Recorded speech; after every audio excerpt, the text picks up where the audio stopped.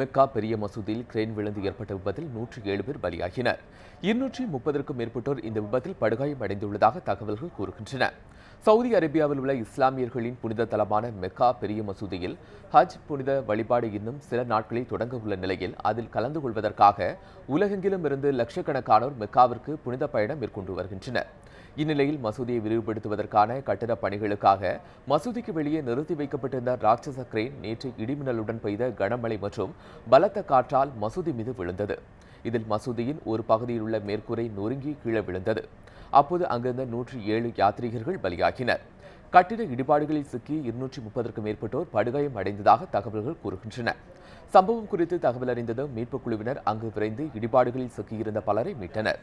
காயமடைந்தவர்கள் உடனடியாக அருகிலுள்ள மருத்துவமனைக்கு அனுப்பி வைக்கப்பட்டனர். விபத்து நிகழ்ந்த இடத்திற்கு மருத்துவக் குழுவினரும் உடனடியாக அனுப்பப்பட்டுள்ளனர்.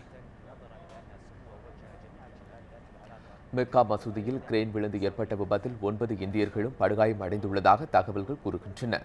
இது தொடர்பாக இந்திய வெளியுறவுத்துறை செய்தி தொடர்பாளர் விகாஷ் ஸ்வரூப் தனது ட்விட்டர் பக்கத்தில் வெளியிட்டுள்ள தகவலில், ஜெட்டாவில் உள்ள இந்திய தூதரகம் மூலம் பாதிக்கப்பட்ட இந்தியர்களுக்கு தேவையான உதவிகள் செய்யப்பட்டு வருவதாகவும் விபத்து மற்றும் மீட்புப் பணிகள் குறித்து தகவல்கள் உடனுக்குடன் பெறப்பட்டு வருவதாகவும் கூறியுள்ளார். காயமடைந்தவர்களுக்கு சிகிச்சை பெற்று வரும் மருத்துவமனைகளுக்கு இந்திய மருத்துவர்களும் அனுப்பி வைக்கப்பட்டுள்ளதாகவும் விகாஷ் ஸ்வரூப் தெரிவித்துள்ளார்.